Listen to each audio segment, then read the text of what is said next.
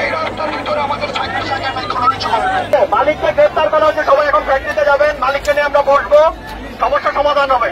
বলে গেছে ওকে।